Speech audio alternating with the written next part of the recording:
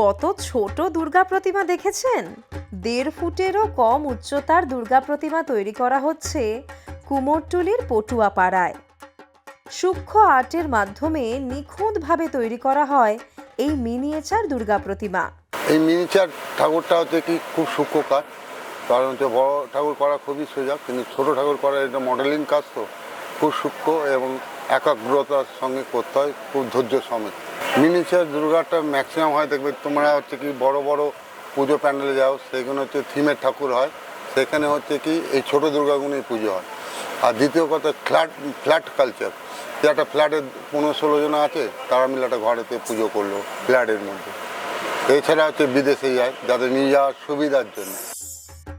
আকারে ছোট হওয়ায় ব্যাগে করেও খুব সহজে দেশ বিদেশের বিভিন্ন জায়গায় এই দুর্গা প্রতিমা পাঠানো যায়। দেখতেও দারুণ সুন্দর। Follow for more.